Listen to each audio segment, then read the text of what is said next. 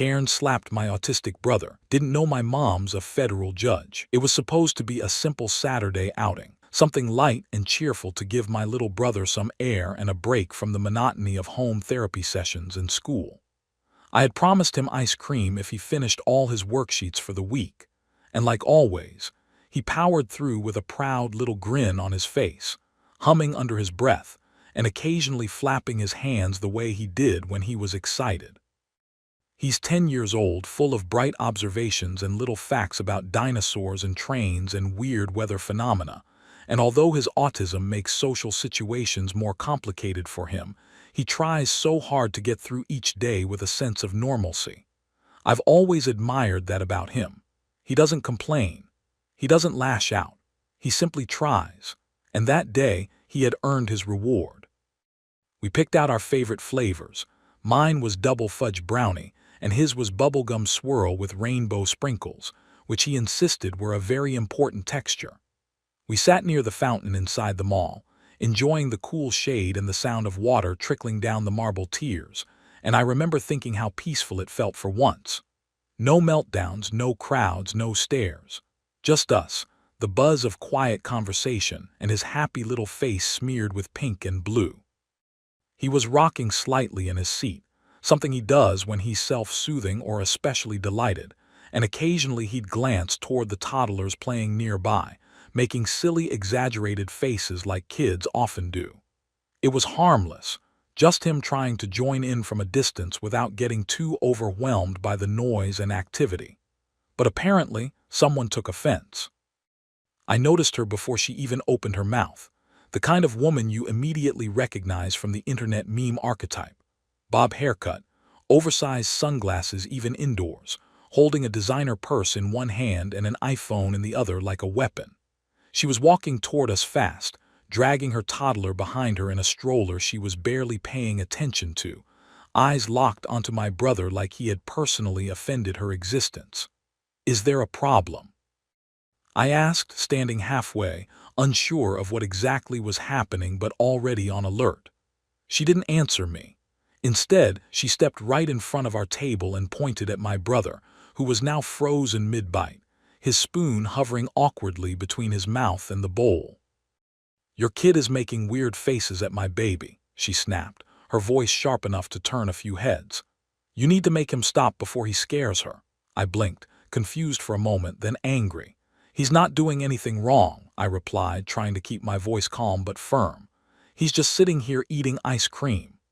My brother looked up at me, his eyes wide with confusion and fear, his body going still in the way it always did when he sensed he was being singled out. I leaned in toward him instinctively, hopping to shield him from the verbal assault now directed at both of us. Karen, that's what I decided to call her in my head, crossed her arms and huffed like she couldn't believe I was defending him. He was making creepy faces, smirking and twitching like some kind of weirdo. "My baby doesn't need to see that," she barked. "If you can't control him, then maybe you shouldn't bring him out in public." That did it. My hands clenched into fists at my sides, and I could feel my pulse racing in my ears. "He's autistic," I said slowly, trying hard not to raise my voice. "He's not doing anything to your kid.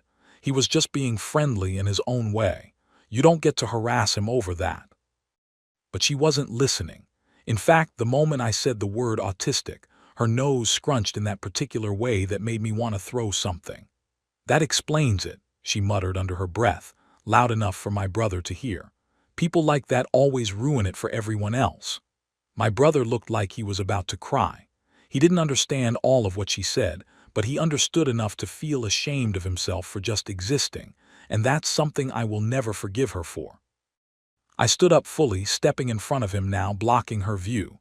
"You need to leave us alone," I told her sharply, my voice shaking with barely restrained fury. "Before this gets ugly." She rolled her eyes and made a scoffing noise as if I were the unreasonable one. And then, to my utter disbelief, she reached around me and slapped my brother on the side of the head. Not hard enough to knock him down, but hard enough to make a loud sound and jostle him backward. Hard enough to leave a red mark on his cheek. For a split second, I was frozen. My brain refused to compute what had just happened. She had actually touched him. She had actually hit my 10-year-old autistic brother for making faces. And before I could move, before I could scream, my brother wailed, one of those sudden high-pitched cries that burst out of him when he's overwhelmed beyond reason. People were watching now. People were standing. One mall employee had already pulled out a walkie-talkie, and I saw a security guard in a yellow vest jogging toward us. Karen backed up, suddenly realizing she had misjudged how far she could take her tantrum. "He hit me," she shrieked preemptively, pointing at my sobbing brother. "That freak hit me." But no one believed her, not with the entire food court starring, not with the dozens of phones now out and recording, not with the red print on my brother's cheek and the obvious fear in his eyes. The guard grabbed her gently by the arm and asked her to come with him. She refused at first, flailing and protesting, demanding to see a manager, asking why no one was arresting the brat. But within minutes, she was being escorted into the security office near the escalators. A manager arrived, as did 2 more guards and a police officer on foot patrol. I stayed with my brother, trying to calm him down, helping him scoop up the spilled ice cream from his lap, and telling him over and over that he was safe now, that he did nothing wrong. Eventually, the officer approached me and asked if I was the boy's guardian. I explained I was his older sibling and that our mother would be arriving shortly. "Good," the officer said, nodding. "We'll need to speak to her directly, and we've got the whole thing on video from 3 angles." That was when I texted Mom. I didn't have to say much, just told her what happened, that we were in the security office at the mall, that someone had hit her son. She texted back one word: "On my way." I glanced at Karen through the glass door of the office as she argued with the manager and tried to make herself out as the victim. She still didn't understand what she'd just done. She didn't know who she just messed with, but she was about to find out. And when Mom walked through that door, calm, composed, with that quiet fury behind her eyes and a leather folder in her hand, Karen would learn something the hard way. Some people think they're above the law until they meet someone who is the law. The door to the mall's security office opened with a smooth whoosh, but the silence that followed was deafening. My mother walked in like a storm in a bottle, contained, calm, and yet so obviously dangerous.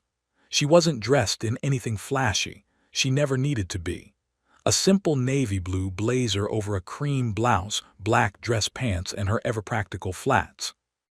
Her hair was neatly pinned back, and she held a black leather folio in one hand, the kind that carried court documents and legal briefs, not shopping lists. There was no need to raise her voice or make a scene. Just seeing her posture, spine straight, shoulders squared, expression controlled but unreadable, made the room seem smaller. The officer who had taken our statement straightened up instinctively, nodding with recognition. The manager's eyes widened slightly, and even the security guards took a step back, suddenly aware they were in the presence of someone who wasn't just another concerned parent. And Karen, who had been in the middle of one of her dramatic speeches about how those kids needed to be kept away from normal children, fell completely silent. My mom didn't look at Karen at first. She looked at me, then at my brother, who was sitting in a plastic chair near the corner with an ice pack gently pressed to his cheek and a wet tissue clutched in one hand like a lifeline. Her gaze softened when it landed on him, and for a moment I thought she might drop everything to scoop him up. But then she took a breath, exhaled slowly, and turned to the officer. "Can I see the footage, please?"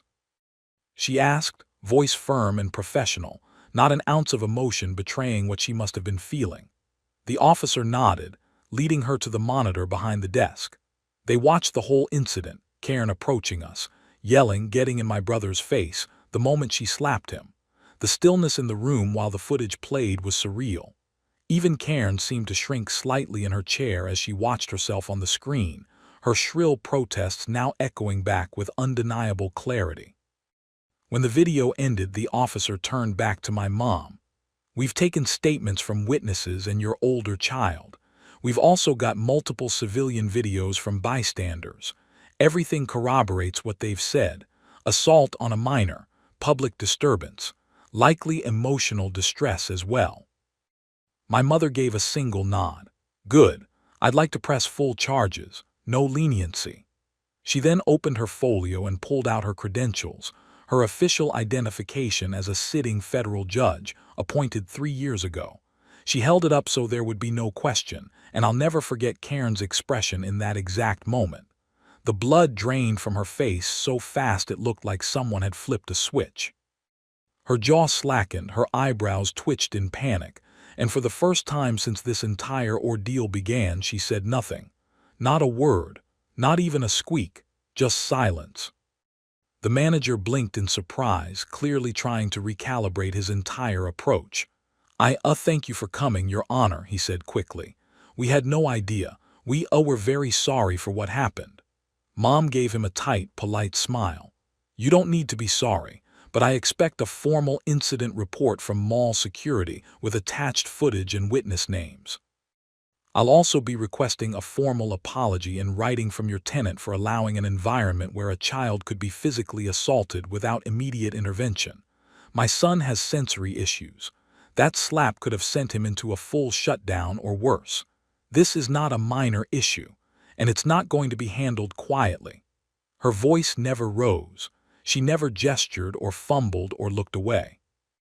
Every syllable was clear, calm, and laced with enough authority to make it abundantly obvious that she was not bluffing, not posturing, and not going to let this slide. Karen finally found her voice, but now it was trembling and full of frantic energy, like someone realizing too late they were in over their head. "I didn't mean to hit him," she stammered. "I was just scared. He looked like he was going to. He was making strange faces. I didn't know he was, special." That word. That awful, careless word. It hung in the air like a foul stench, and my mother turned slowly to face her fully for the first time. "My son is autistic," she said, still not raising her voice. "That does not make him special in the way you mean it. It does not make him a threat, and it absolutely does not give you permission to lay your hands on him. You assaulted a 10-year-old boy who was minding his own business. You didn't just make a mistake. You revealed who you are when you think no one is watching." Karen tried to interrupt, but my mother wasn't done. "This isn't about you anymore. This is about what my son deserves: justice, safety, and dignity. You will answer for what you did, and you will face the full extent of the law." The officer stepped in then, asking my mother to complete a few formalities while another guard called in for backup to escort Karen out. As they began leading her away, she turned back one last time, perhaps thinking she could appeal to my mom's mercy. "You don't understand what this could do to me," she whined. "A court case, charges, I could lose my job." My mother met her gaze, and for the first time her voice dropped low enough to feel dangerous. "You should have considered that before putting your hands on a child." And with that she was gone, ushered out of the office, down the hall, and toward the station where she would be booked and processed like any other person who broke the law. My brother looked up at my mom with awe in his eyes, and she finally allowed herself to kneel beside him, brushing his hair back gently and whispering, "I'm here now. You're safe." He nodded and leaned into her side. I stood nearby, still feeling the adrenaline burning under my skin, but deeply, immensely relieved. The officer told us they'd follow up with court dates and that Karen would be facing charges for assault, possibly even a restraining order depending on how the DA viewed the case. It was in motion now, real consequences. No brushing it under the rug. No passive apologies. Real, tangible justice. As we walked out of the security office and into the parking lot, the cool afternoon breeze felt like a sigh of relief. My brother clutched his little bowl of melted ice cream, and my mom reached over to squeeze my hand once before opening the car door. "I'm proud of you," she said softly. "You protected him, you stayed calm, that matters." I didn't have the words to reply just yet, but I nodded, because I knew one thing now with absolute certainty. Karen had thought she could get away with it, that she could bully a vulnerable kid without consequences. What she didn't know was that our family didn't break.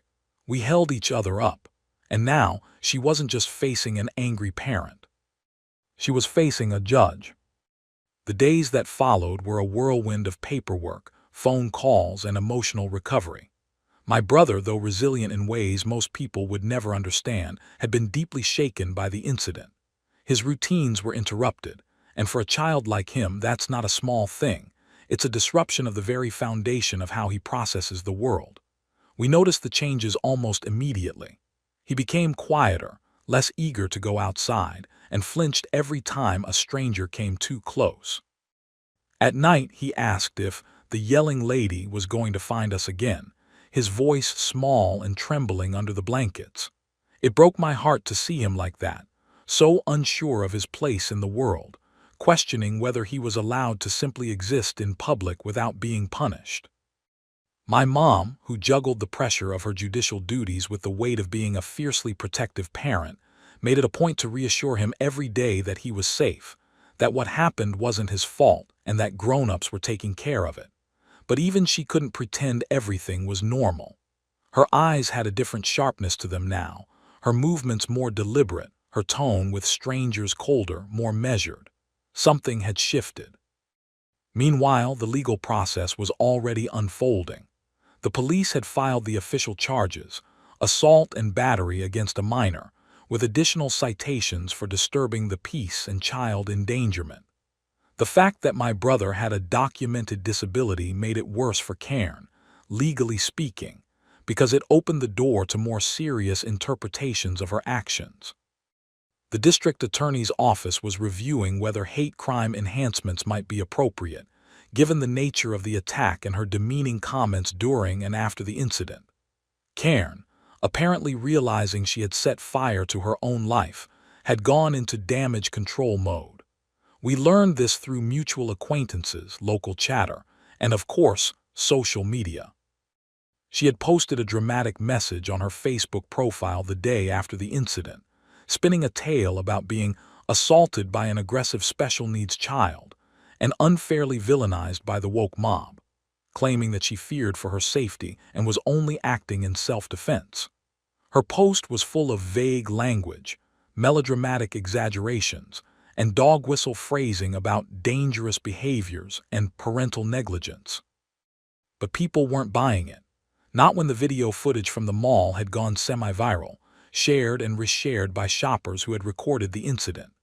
Not when screenshots of her Facebook post were placed side by side with the actual surveillance video, making her look delusional at best and malicious at worst. A local parenting group, many of whom had neurodivergent children themselves, condemned her publicly. She was fired from her position at a small real estate firm within a week, after the company received a flood of complaints and review bombs from angry parents. Her boss had apparently spoken to local news anonymously, saying they had no tolerance for violence against children, especially those with disabilities. And despite all her attempts to twist the narrative, she had underestimated how many people were ready to call out entitled behavior when they saw it in broad daylight. At home, my mom was carefully documenting everything: dates, timestamps, screenshots, witness names. She hired a private attorney just to make sure everything was airtight, not because she didn't trust the system, but because she knew how many times people like Cairn wormed their way out of justice by playing the victim with just enough skill to sway public opinion or court leniency. "She's not going to get away with this," Mom told me one night as we sat at the dining table sorting through a folder of printed photos and reports. "Too many people like her do. But this time, we have everything we need, and more importantly, we're not afraid to fight back." I watched her work, admired her unwavering focus, her composure. She was doing this not just as a judge or a lawyer or even a mother. She was doing this as someone who had seen, firsthand, how broken the system could be for vulnerable kids who didn't have advocates, and she was making sure that my brother would never be one of them. The court date came faster than we expected. Cairn had tried to delay it with a request for more time to prepare emotionally, which the judge, mercifully not my mother, denied. We were told that her legal team was already pushing for a plea bargain, something that would reduce her charges in exchange for a guilty plea and some community service. But my mother wasn't interested in sweeping this under the rug. "She needs to stand in front of a judge and own what she did," she insisted. "It's not about punishment, it's about accountability." So we declined the offer. The prosecutor agreed, convinced the case was strong enough to move forward without needing a deal. Karen, desperate to avoid a courtroom appearance, tried one more tactic. She showed up at our house unannounced, just after dinner one evening. My brother was upstairs, thankfully, and it was just me and Mom in the kitchen when the doorbell rang. Through the peephole, I saw her, a mess of poorly concealed stress and forced humility, holding a gift bag and looking like someone who had rehearsed an apology in her car mirror 5 times before knocking. My mom opened the door but didn't let her in. Karen began to stammer something about not wanting things to escalate, about how she'd had a bad day, about how she grew up with a disabled cousin, so she totally understood what we were going through. My mom listened for a full 30 seconds before cutting her off. "This is not how this works," she said firmly. "You're not going to skip consequences because you suddenly remembered how to act remorseful. My son is still afraid to go outside because of you. My daughter is still dealing with the trauma of watching you hit her brother, and I'm still going to see you in court. Take your bag and leave." Karen didn't argue. She just stood there for a beat, like she couldn't believe the script had failed, then walked back to her car in silence. That night we didn't celebrate. We didn't laugh or cheer or feel victorious. But there was a quiet sort of peace in the house, a sense that the worst was behind us. My brother drew dinosaurs in his notebook again for the first time in days. He didn't talk about the mall or the slap or the yelling lady. He just showed me his sketch and said, "This one's a T-Rex. He's not mean, he just looks scary." I hugged him tightly and told him that made perfect sense. Because sometimes the world is full of people who look nice but act like monsters. And sometimes it's the quiet ones, the gentle ones, who are the real strength hiding in plain sight. The courtroom was smaller than I expected. There were no dramatic echoing halls or towering ceilings like you see in TV dramas, just a modest, practical room filled with rows of benches, a few chairs, and the sharp, anticipatory silence that always seems to hang in places where justice is about to be served. Everything felt both surreal and extremely real at the same time. My brother sat beside me, his hands tightly folded in his lap, dressed in the little gray suit Mom had bought him for special occasions. He didn't fully understand what was happening, not in the way adults did, but he understood that today was important. He understood that we were here because someone had hurt him, and because the grown-ups around him believed that wasn't okay. He had been quieter than usual on the way over, staring out the car window and murmuring to himself about the weather and clouds and how many steps it would take to walk around the whole courthouse. I listened to him count under his breath, trying to stay calm myself, reminded that beneath all the legal jargon and courtroom procedures, this entire process was really about him. His safety, his dignity, his right to exist in a world that too often punished people for simply being different. Karen sat across the room, looking like a ghost of the woman who had slapped my brother in the mall. Gone was the smug, entitled glare. Her eyes were tired, rimmed in dark makeup that did little to hide the sleepless nights she'd probably spent imagining this very moment. Her once coiffed hair was pulled back into a limp ponytail, her clothes were somber, and she kept fidgeting with her hands like she was still trying to find the right way to present herself, as the victim, the misunderstood mother, the person who just made a mistake. Her lawyer sat beside her, a stiff, sharp-jawed man with a folder full of carefully rehearsed statements and exhibits.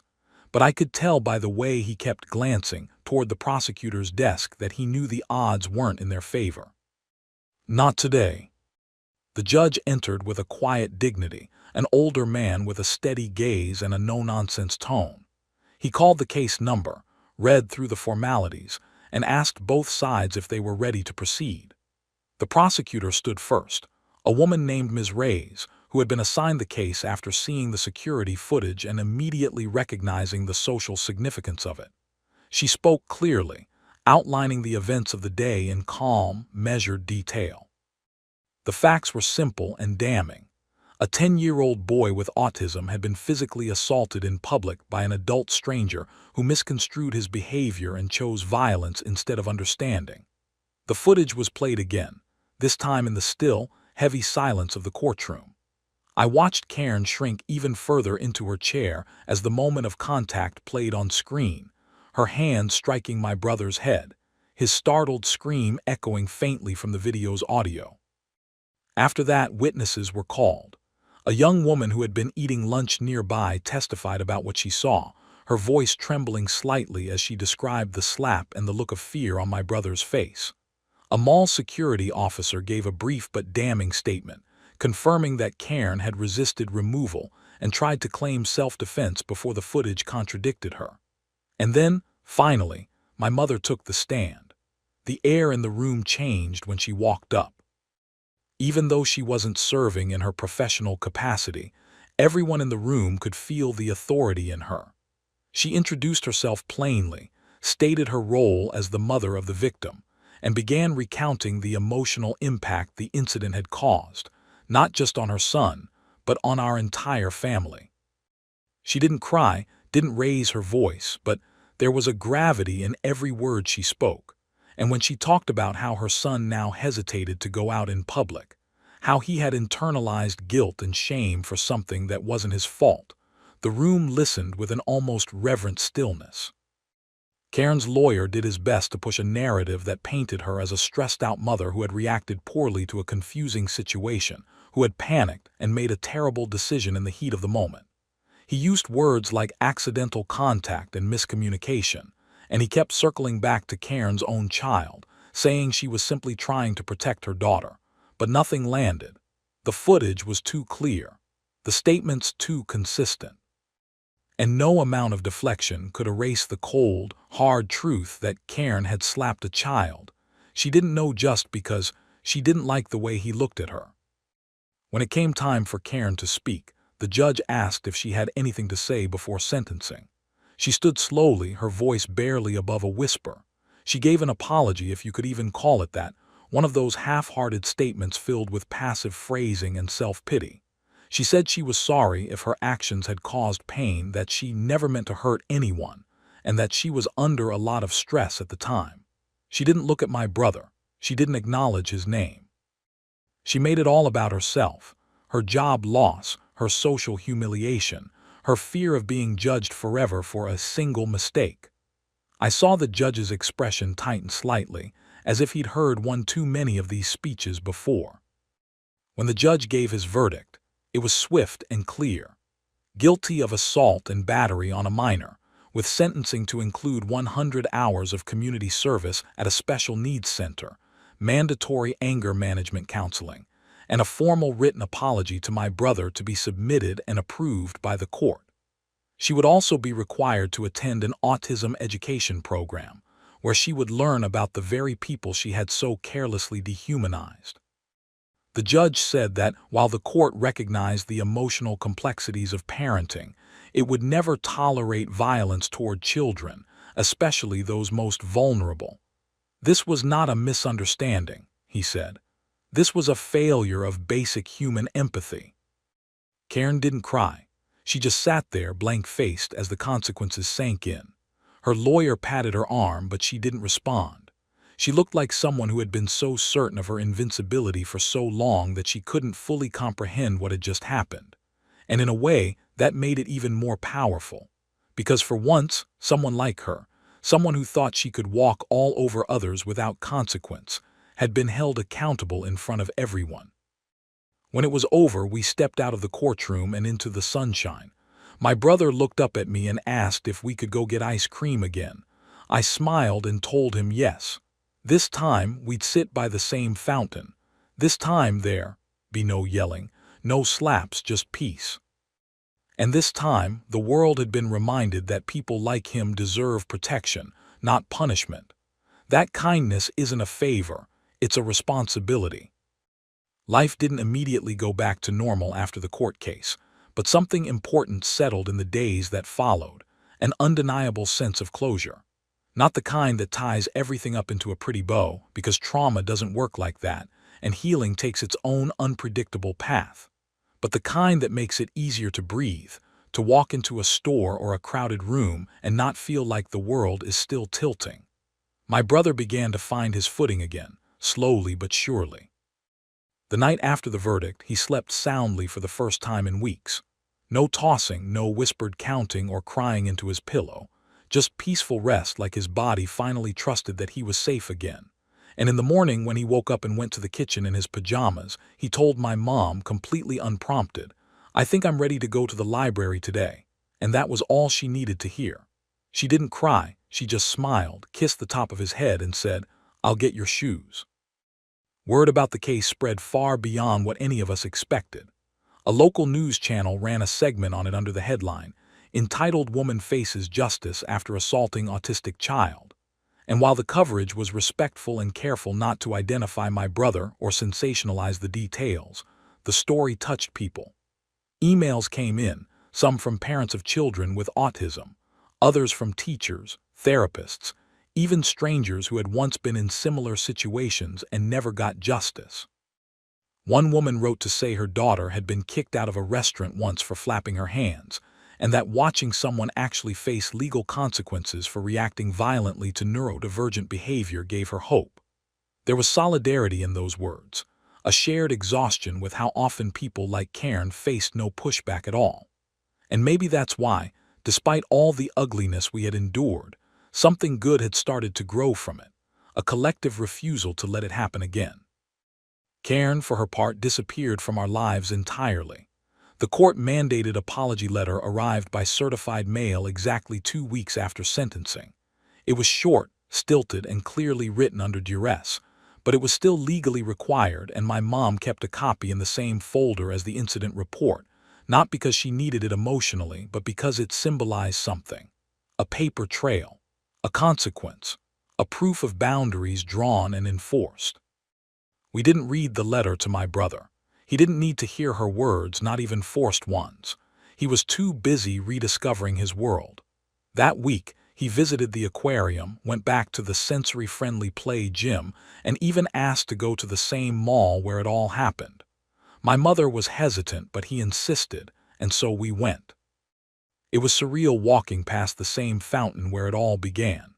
The place looked exactly the same polished tiles, same hum of background music, same food court smells, but we were different. He sat at the table with his ice cream, same bubblegum swirl, same rainbow sprinkles, but this time he didn't rock quite so much. He looked around the space like he was observing it through new eyes, like he had conquered something invisible, and now the space belonged to him again.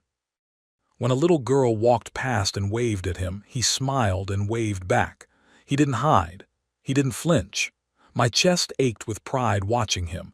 He wasn't just healing, he was reclaiming. Later that evening, I wrote the full Reddit post. It had been floating in my head ever since the beginning, but I waited until it was all over, until the case had concluded, until the emotions had leveled out, until I had something meaningful to say that wasn't just pure rage or pain.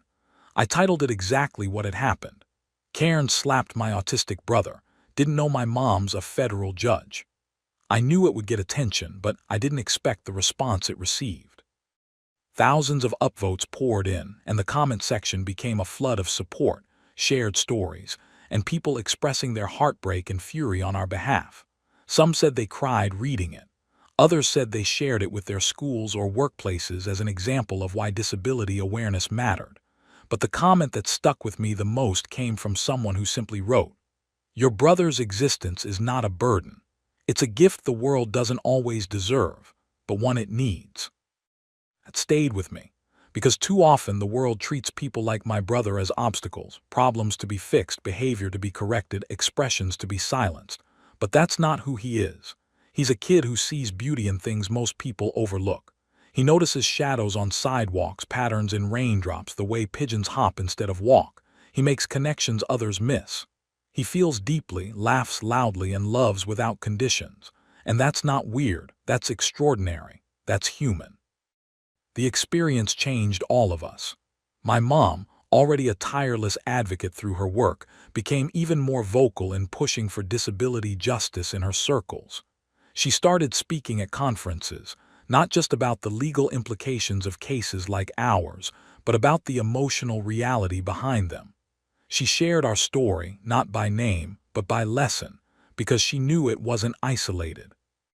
There are thousands of Karens in the world, and just as many vulnerable kids who suffer in silence because no one believes them or stands up for them. But the more we speak, the more we show up, the harder it becomes for people like Cairn to hide behind their excuses. As for me, I learned what it means to truly protect someone, not with fists or shouting, but with truth, with consistency, with never backing down even when it's easier to walk away. I saw what strength looked like, not in the courtroom, but in the quiet courage of a little boy who kept smiling through fear, who asked for ice cream instead of justice and trusted the grown-ups to do the rest. I don't know if Cairn learned anything. Maybe she did, maybe she didn't, but that part was never our responsibility. We did what we had to do. We showed up. We spoke up. And we made sure my brother knew that he mattered, that his feelings, his body, and his place in the world were not up for debate. That's where the story ends. Not with revenge, not with some grand cinematic victory, but with a boy licking rainbow sprinkles off a plastic spoon and grinning up at the sky like it still belonged to him. Because it does.